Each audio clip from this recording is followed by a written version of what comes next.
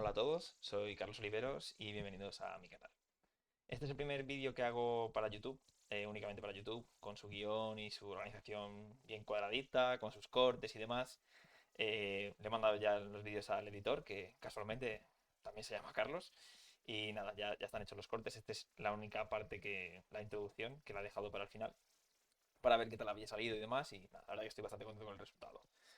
Aún así, sé que la iluminación no es ideal, sé que podría ser mucho mejor, así que por favor déjame en los comentarios cualquier tipo de sugerencia o ayuda que lo voy a apreciar gratamente, ¿vale? Hoy vamos a hablar de Game Wild Company. Estoy bastante contento de que Pioneer tenga una baraja que lleve 35 bichos y nada, estoy feliz bueno, tanto Humans como Greenway Company son barajas de las que disfruto bastante. Y bueno, la razón para hacer este vídeo es porque desde la semana pasada, el día 5 que fue el domingo pasado, perdón, el día 6 que se jugó el RC en Estados Unidos, en Washington, a la vez estaba jugando el Challenge, copiando una baraja de Tevin Faust. eh, la copié, gané el Challenge y luego en stream he hecho un 5-0. Lo podéis encontrar también en el canal, con su playlist bien organizadita y demás. Y la verdad es que he seguido jugando también algo fuera de cámara, cuando tengo un ratito y demás, pues ya sabéis que los que lo sabéis, pues he sido padre hace poco, entonces juego de vez en cuando puedo, y una rondita por la mañana, alguna por la noche y demás. Y la verdad es que solo he perdido una ronda de las 18 o 20 que he jugado. Esto sabemos que no significa nada, que lógicamente no se puede mantener el tiempo, pero quiere decir que si no estás preparado para una nueva baraja, esa nueva baraja te puede comer sin mucho problema. Entonces, nada, aquí he dejado un vídeo con por qué se debería de jugar Green Wild Company, por qué se eligen esas cartas para montar esa Green Wild Company, trucos para jugarla, por supuesto algunos game plans, unos patrones de juego para jugar contra Ice Phoenix o Wild Control, barajas muy conocidas y algunas guías generales, no de cómo banquillar, pero sí de qué se mete y qué tal, pero no de banquillar de -2, +1, +3, no, eso no, ¿vale? Y nada, simplemente invitaros a que si os gusta este contenido, pues por supuesto le deis a like, le deis a suscribir, compartáis, dejéis los comentarios. Eso me va a ayudar mucho a crecer, a que este contenido le pueda llegar a más gente y que lo pueda disfrutar. Y por supuesto, a mí, pues me motivará a seguir creando e intentar daros cosas bastante más ticaditas como esta, ¿vale?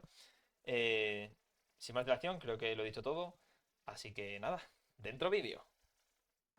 La primera pregunta que voy a responder, y seguramente uno de los mayores motivos por los que habéis pinchado en este vídeo, es ¿por qué he de jugar Green White Company o por qué he de pensar que mis oponentes pueden jugar Green White Company? Green White Company es una baraja proactiva que además tiene elementos disruptivos que nos va a dar el suficiente tempo como para acabar la partida. Además, bajo mi punto de vista, tiene un buen early game, tiene un buen mid game y tiene un gran late game. Tiene un late game que podría ser incluso mejor que un White Control o una Rakdos. Además, tiene piezas que para ciertas barajas es simplemente muy difícil cuando ya juntamos más de una. Por ejemplo, Ice Phoenix va a tener un gran problema si ya ponemos una Thalia Guardian of Thraben con un Arcon of Emery. En cuanto a la pregunta ¿por qué Green White Company a día de hoy sí que es una baraja competitiva?, la real respuesta es Enduring Innocence. De las cartas en concreto ya hablaremos más adelante, porque vamos a hablar de tips and tricks y creo que en ese momento es donde mejor lo vamos a dejar. Sin más dilación y tras esta breve explicación de la baraja, vamos a ver por qué elegimos ciertas cartas e incluso diferentes opciones que podríamos tener a la hora de considerar añadir a esta baraja, o incluso cartas que yo creo que se han probado y no han funcionado, pero bueno, entiendo que cuando montamos una baraja tenemos intención de probar diferentes cosas y ver por nuestros propios ojos si esto funciona mejor o peor. Voy a empezar por una parte muy importante de las barajas y a las que no se les tiene demasiada consideración, ¿vale? Y es sin duda el mana. La baraja lleva 21 tierras, pero es verdad que a veces cuando te matan el elfo quizás quieras llevar 22.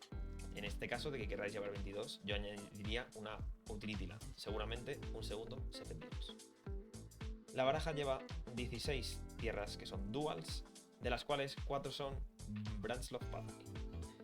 Es importante entender por qué llevamos Pathway, por qué los llevamos, qué queremos hacer con ellos y por qué no llevamos Hazwood Birch. Las nuevas Birchlands, o como se llamen en inglés, la verdad, son muy buenas en barajas monocolores que quieren splashear un segundo color. En este caso, nuestra tierra daría blanco y el splash sería verde. Como veis, he buscado aquí la carta, aunque no la llevamos en la baraja, simplemente para que veamos lo que hace, ¿no? Da mana verde y en caso de que tengamos una llanura o un bosque, da blanco. Este tipo de cartas son bastante buenas para splashear en una baraja que sea bicolor, pero que quiera centrarse más en un color. Por ejemplo, una baraja que lleve Goblin Chain Whirler, que necesitará muchísimo rojo y quiera splashear otro color. Pues en ese caso, claro, cualquier tierra que dé un rojo y que dé a veces un extra, pues estaría bien en ese caso. Aquí es justo al contrario. Estamos jugando una baraja blanca con splash verde. Y además, al hacerlo, estamos llevando un montón de tierras que no son ni llanura ni bosque. De hecho, solamente llevamos 7 de ellas. Por lo tanto, no necesitamos o no estamos extremadamente interesados en los Birch. En cuanto al Pathway, que es una pregunta que he visto bastante en Twitter, casi siempre lo vamos a jugar en blanco. Y en el único caso en que lo vamos a jugar en verde es en turno 1 cuando no tengamos otra forma de castear nuestros elfos. No hay más. Más allá de los Pathway, la verdad que la base mana es perfecta. Intentaría jugar a lo mejor un Plains menos por un Sefet si jugamos 21. Sinceramente porque el Sefet, al final, con las cartas que robas con el Enduring Innocence, te ponen suficientemente por delante. En cuanto a los elfos, no vamos a hablar mucho. Una carta que lleva con nosotros desde las primeras ediciones. Simplemente acelerar es bueno, no hay mucho más de qué hablar. Hablaremos luego en tips and tricks de modos secretos que tienen los elfos. Pasando ya a los costes 2, he de decir que estoy sorprendido con Kellan. Cuando está en mesa es bastante relevante y además nos aporta algo que hacía Lovetrap Beast, que es ese extra de tengo algo que jugar en turno 1 en caso de que no tenga elfo, que a veces pasa. También Talía, lógicamente va muy bien con el plan de taxear al oponente y darle menos recursos. Y por último, una Voice of Resurgence, volviendo un poco a hace 10 años, en su momento fue buenísima, he puesto miles de elementales con ella, pero bueno, aquí simplemente es un coste 2 más, teniendo en cuenta que los otros ya son legendarios y no queremos robar varios, está bien simplemente tener algún coste más para cuando no tengamos elfo, pues tener algo que hacer en turno 2, porque si no, si empezamos a jugar en turno 3, lógicamente es demasiado tarde contra muchas barajas de Pioneer. Y llegamos al coste 3. Voy a empezar con la mejor carta de la baraja. Siempre que la tenemos de mano junto con un elfo es prácticamente la opción a tomar. Y es Enduring Innocence. Enduring Innocence es la carta que ha hecho renacer a este arquetipo. Por 3 es un 2-1 que tiene lifelink, perfecto. Y cuando entra en juego una criatura que tenga fuerza 2 y no sea ella, robas una carta y esta solo salta una vez por turno. Y además, si se muere, la devolveremos al campo de batalla como encantamiento. Por lo tanto, es muy importante que a día de hoy, si vais a combatir contra esta baraja, llevéis Torch the Tower o llevéis Extinction Event, cosas que exilien a la hora de matarla, porque si no, esta carta a las barajas mid-range o control le va a dar más que un quebradero de cabeza. Lógicamente, el resto de la baraja va a llevar un montón de criaturas de fuerza 2, ¿vale? Reconofemeria, todo esto, lógicamente todas estas cartas son mucho mejor en turno 2, pero en turno 3 on the play la mayoría son bastante aceptables. Reconofemeria es increíble contra Fénix, lógicamente. Anote Peacekeeper, es muy interesante que siempre le vamos a ver la mano. En caso de que entre ya en el campo de batalla, nuestro oponente no va a poder responder con el removal que vamos a nombrar. Y un 3-3 vigilancia es bastante grande, per se. El único punto negativo es que no es capaz de triggerear el Innocence, ¿vale? ¿Qué más tenemos? Tenemos Aberrant Interrupter. La verdad que esta es una de las cartas que puede o brillar muchísimo o ser simplemente medio. Por ejemplo, ahora están jugándose los Overlords con Impeding y lógicamente ahí pues el Aver es regulero porque cuando se lo contrarrestas te lo pueden jugar por el coste de la carta per se y lógicamente eso es un desastre. Pero funciona muy bien con el Reconofemeria porque por un lado nuestro oponente solo puede jugar un spell, nosotros le jugamos esto, ya le hemos comprado un turno, hemos puesto un 2-2 en la mesa, el 2-2 además triggerea el Enduring Innocence. La carta per se es bastante buena y no es no relevante la habilidad de jugar cartas del cementerio que también cuesten 2 más. Y por último, mención especial a Skyclave Apparition, lógicamente un removal bastante bueno, que con Colette Company puede hacer bastantes maldades. Y por último, Werewolf Bodyguard, que voy a entrar muy profundo en él a la hora de los tips and tricks. En cuanto al banquillo, que no voy a meterme mucho más, tenemos piezas más redundantes. Como veis, llevamos hasta 11 bichos que valen 3 y exilian permanentes o criaturas del oponente. Simplemente por la teoría de que cuanto más redundantes seamos con las piezas de hate, mejor. Es decir, si tuviéramos 3, si las tareas no fueran legendarias, probablemente llevaríamos 4. Si pudiéramos llevar más formas de hacer ralentizar al oponente, pues intentaríamos llevar las que más. Pues en caso de que nuestro oponente sea un mazo de bichos, pues lógicamente vamos a querer mucho removal de bichos. ¿Vale? Cuando nos lo eliminen, pues podremos jugar otro y otro y otro y otro, hasta que va a haber un punto que probablemente la mesa de nuestro oponente tenga a lo mejor 0 bichos y la nuestra tenga 2 bichos de exiliar o 3 bichos de exiliar, y simplemente el castillo de naipes haya crecido lo suficiente. Por último, tenemos algunas piezas más de ralentizar cartas clave de la mano, como Enigmatic Incarnation o Grisfang, incluso contra Lotus Ultimatums o cartas similares. Y luego Gideon Ally of Zendikar es una carta más mid-range. Luego hablaré un poquito más de él. A mí no me gusta mucho y ya tengo alguna solución para ello. Por último, y antes de pasar con los tips and tricks, simplemente quiero dejar claro lo que yo considero que es imprescindible y lo que considero que se puede mover, ¿vale? Lógicamente, los elfos son inmovibles, es parte del esqueleto de la baraja totalmente. Estas 5 cartas también, yo no tocaría nada de ahí. El Arconte, el Interrupter, Enduring Innocence, Skyclave Apparition me parecen absolutamente obligatorios. Los Bodyguard me parecen bastante buenos y no los cortaría. Además que, no lo he comentado antes, pero tanto el Interrupter como el Bodyguard, al tener Flash, también triggerían el Innocence, junto con las Collected. Al final, tener algo que jugar en mi turno y algo que jugar en el turno del oponente cuando llevo Archon of Emeria y Enduring Innocence son pluses. La carta que menos encaja del todo es el Anointed Peacekeeper y la Voice, ¿vale? Esas son las 2 cartas que podría considerar mover de la base. Y en cuanto al banquillo, va a depender un poco del metagame que esperéis y demás, pero por ahora lo veo bastante nítido. Sobre todo no metería muchos costes más altos, ¿vale? Porque al final es un deck que cuando se le muere el elfo está siempre necesitado de mana. Llevamos 21 tierras y todos los hechizos, casi todos, cuestan 3. Entonces, cuando de vez en cuando vamos a hacer hechizo de coste 1 y hechizo de coste 3, es bastante nice. Entonces, yo intentaría mantener eso a raya, ¿vale? Así que sin más, pasamos a tips and tricks. Bueno, el primer tip and trick es bastante sencillo. ¿Me doy mulligan o no me doy mulligan? La mayoría de vosotros, si habéis visto alguna vez mi stream o me ha visto jugar en tienda o ha hablado conmigo, sabe que soy una persona a la que le cuesta mucho darse mulligan. En esta baraja, principalmente, me daré mulligan si no tengo un elfo y no tengo una jugada de coste 2. Eso es más o menos lo que pido. Si tengo una mano que tenga elfo o un coste 2, lo más seguro es que me la quede.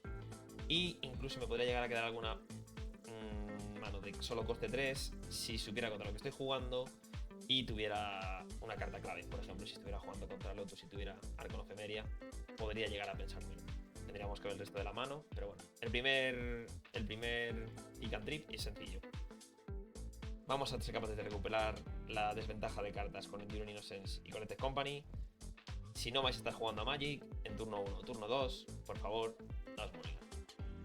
Vale, hablar de tips and tricks es un pelín difícil cuando vas a hablar de las cartas. Voy a intentar ir en orden, ¿vale? Lógicamente el Seven Dunes intentaré esconderlo lo máximo que podáis y demás. Los elfos. Los elfos los vamos a querer castear en turno 1 o ya seguramente cuando tengamos un Enduring Innocence en la mesa, ¿vale?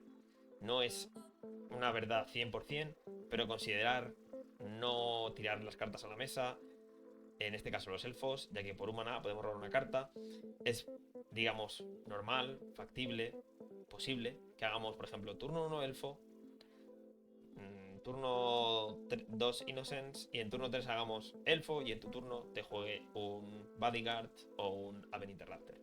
En ese caso, lógicamente, vamos a robar 2 cartas, pero ya no solamente es en este caso, ¿no? En el caso de que estemos al top deck y nos robemos un elfo y después un Innocence, pues podemos bajar el Innocence y robar la carta con el elfo. Como ya he comentado antes, el primer tip and trick es sencillo.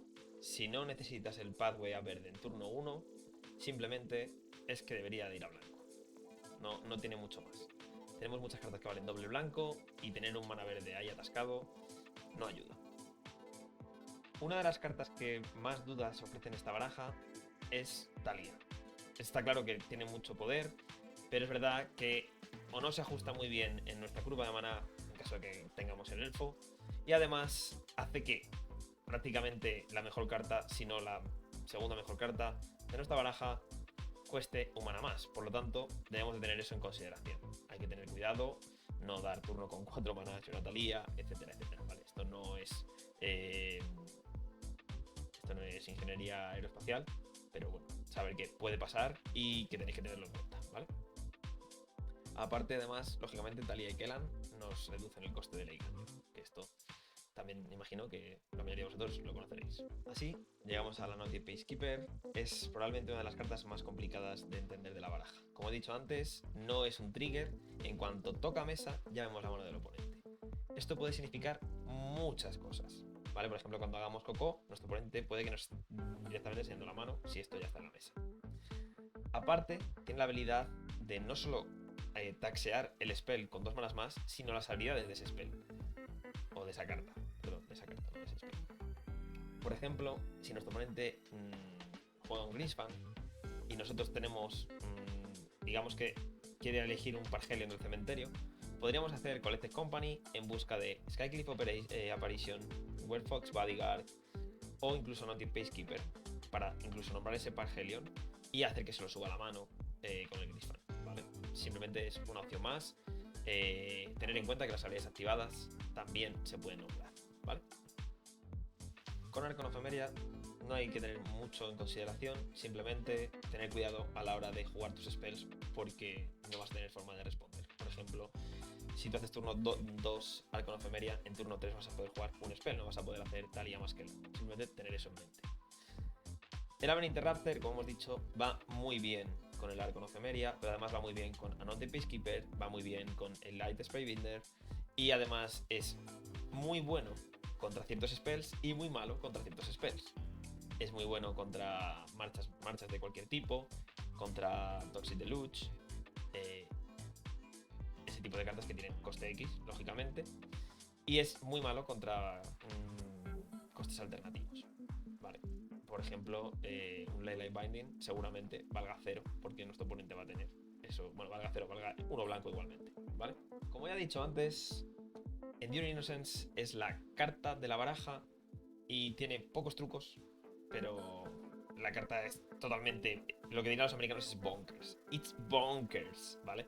Esta carta, el lifelink es demencial, chumpea y sigue estando en la mesa para la habilidad, pero bueno, el único tip and trick que tengo aquí para daros es, por ejemplo, si yo quiero hacer...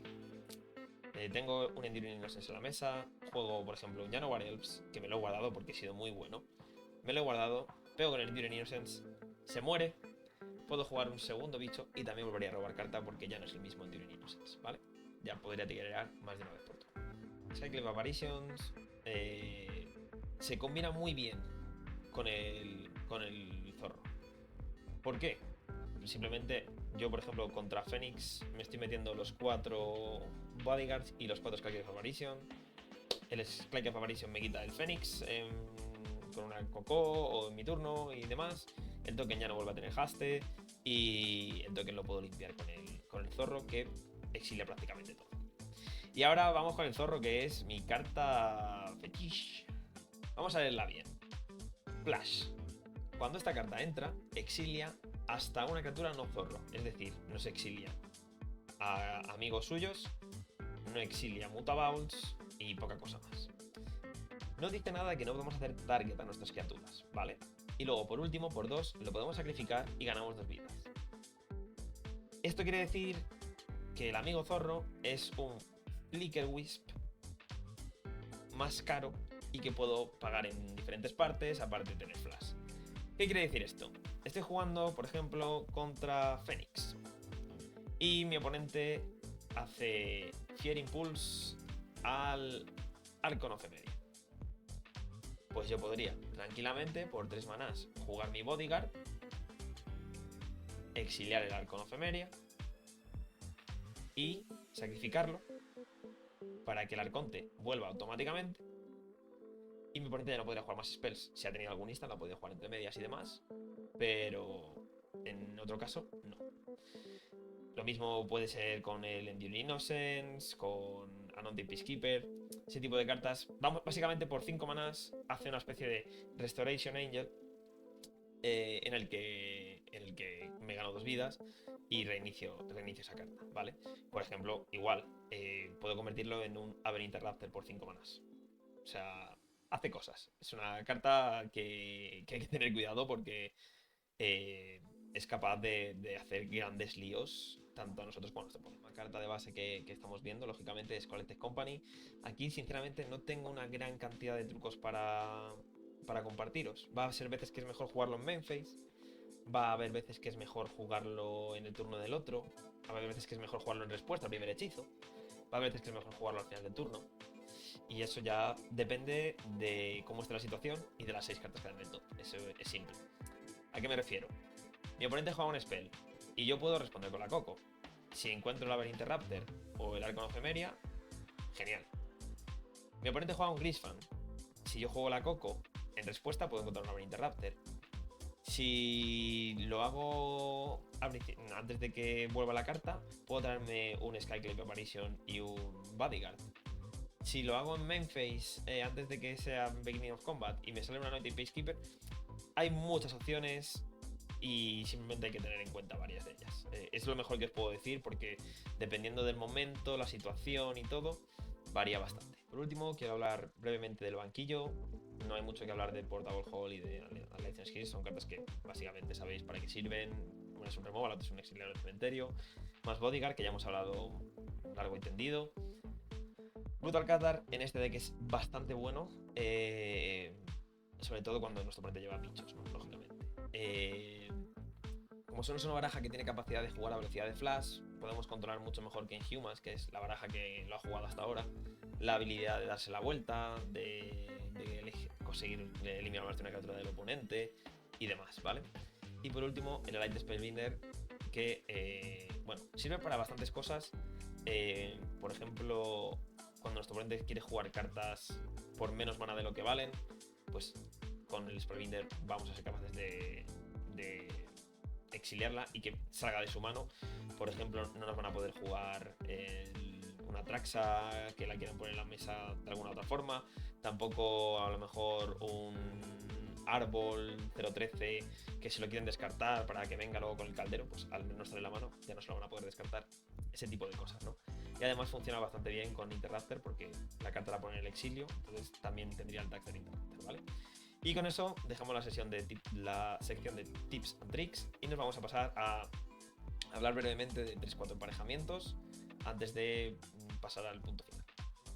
En caso de que hablara de todos los emparejamientos, este vídeo tardaría mucho.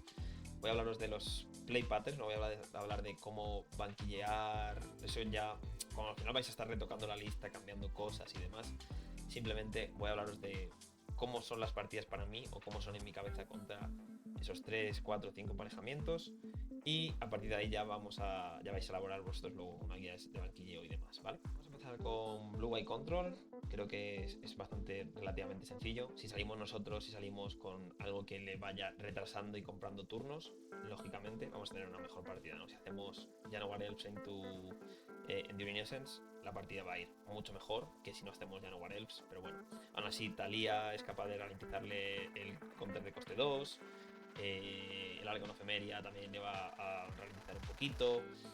Ese tipo de cosas, ¿no? Vamos a ir intentando meter amenazas a la vez que nos vamos protegiendo para un turno en que nos vaya a hacer ese Big Spell, ¿no? Ese Sunfall o ese Supreme Verdict, ese tipo de cartas. Vamos a poder intentar responder con un Aberrant Interrupter, un Collected Company o incluso a retrasárselas antes con un Peacekeeper, ¿no? Y más o menos eso es todo lo que tenemos que tener en cuenta. Que va a haber algún turno en que va a haber un Big Spell y que hasta ese momento tenemos que meter presión para que cuando seamos capaces de deshacernos de ese Big Spell, pues podamos reiniciar la mesa y acabar con nuestro oponente en ese turno. A la hora de enfrentarnos a Aether Phoenix, nuestro objetivo es resolver un Arcon of Emeria y a ser posible 2. Cuando tenemos 2 ya todo es mucho más sencillo porque si no juega 3 spells, lógicamente el Phoenix no vuelve al cementerio. Básicamente estamos jugando una batalla entre tempo, en el que nosotros, más que ser los agresores, tenemos un buen late game, pero no podemos permitir que haya algún turno que nos aparezcan 3 fénixes del cementerio. Si somos capaces de evitar eso, junto con Thalía, Anointed Peacekeeper para proteger el arco de Femeria y demás, va a ser una buena solución. Y luego, pues banquillo, ya os he dicho que como lo que yo estoy haciendo ahora mismo, me banquillo los heals y los bodyguard y básicamente evito que sea capaz de utilizar una gran ventaja de cartas. Aparte, el 1-3, el Ledger Shredder, somos capaces de quitarnos encima con una Apparition de forma más o menos ok, así que no debería ser un gran problema. Vamos a hablar un pelín de Red Black Progress o Mono Red Agro, llamadlo como queráis. Básicamente es un deck en el que juegan hechizos muy baratos, por lo tanto Arcano Femeria es muy bueno. Si solamente es capaz de jugar un coste 1 en vez de jugar un coste 4, pues lógicamente será mejor. Cuando quieren jugar más de un spell por turno, Arcano Femeria brilla muchísimo. Básicamente este es un pairing que yo considero bastante ok. No hay que intentar evitar que saquen mucha ventaja de cartas con el Challenger y demás. Enduring Innocence tiene lifelink. Esto de que Chumpe tenga lifelink y luego ya empiece a robar también es bastante loco. Si me preguntas a mí, es bastante loco. Cuidado con Kumano, el encantamiento, que nos la exiliaría. Y eso sí que sería medianamente dramático, ¿vale? En cuanto a lo demás, eso, intentar reducir los daños a lo loco. Somos una baraja que tiene buena presencia de mesa y tampoco es excesivamente cara. A la hora de hacer el Arconte o el Apparition o el Bodyguard vamos a tener mucha ventaja. Y ya hablando del resto de las barajas, salvo que sean muy específicas, pues voy a hacer unas guías generales, ¿no? Por ejemplo, si jugáis contra Incarnation, lógicamente os vais a querer quitar bastante removal, ¿vale? Voy a hacer una pequeña guía de qué me puedo quitar, contra qué y demás, ¿vale? El Voice of Resurgence es malo cuando no quiero ni chumpear, ni quiero ni vale interactuar en mi turno. Voy contra barajas, por ejemplo, que es la Mono Black o... Sí, Mono Black, ese tipo de barajas que o Enigmatic Incarnation, pues simplemente te la quitas. El Bodyguard más o menos igual, contra barajas que no lleven muchos bichos. Y luego va a haber veces que el Aven Interrupter sea malo. Cuando nuestro oponente está jugando muchos hechizos por turno, el Interrupter es malo.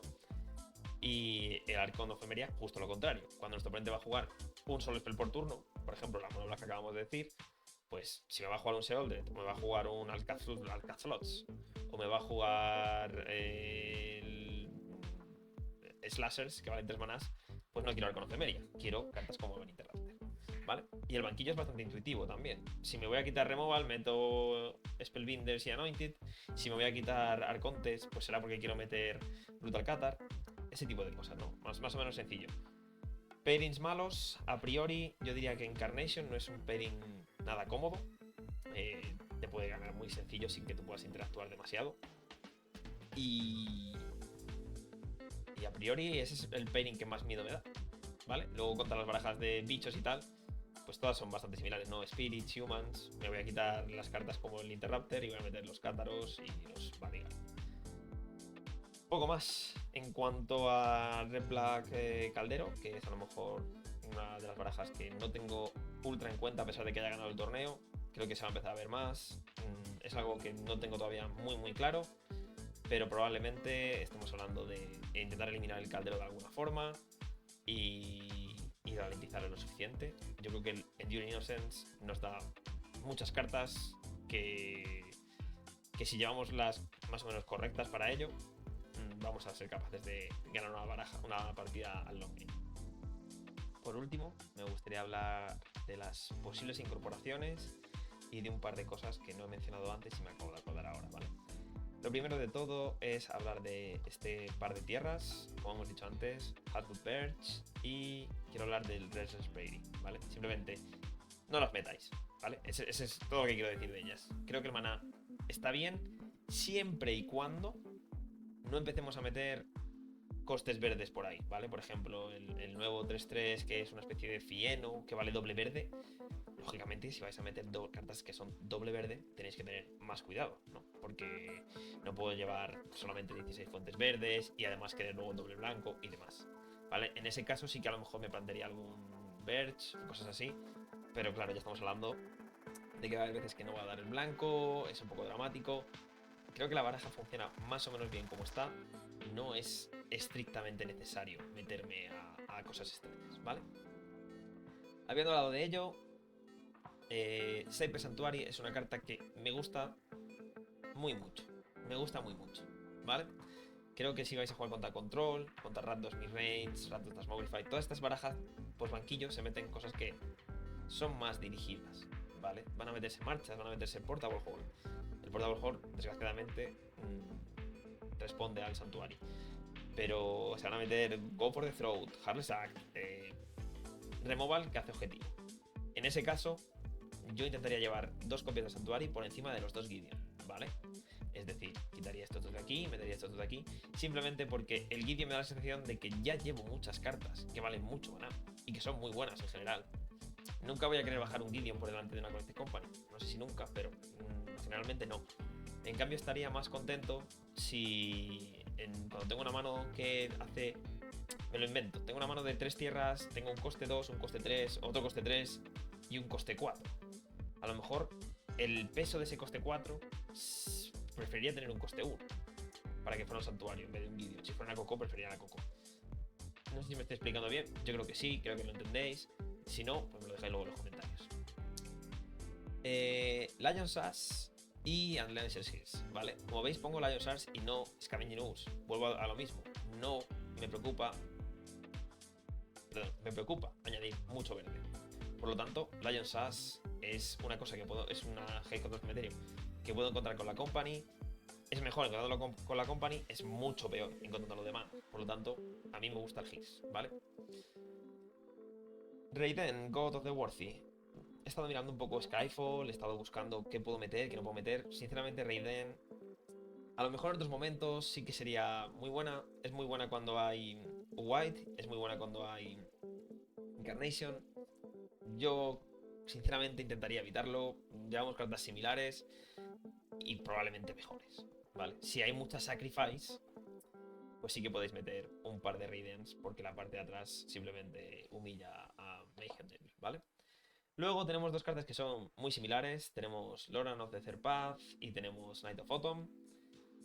Si lo que queréis es destruir cosas y de vez en cuando tener que robar alguna cartilla, pues es mejor el Loran. Si preferís ganar vidas de vez en cuando, pues a lo mejor es mejor el Night of Autumn.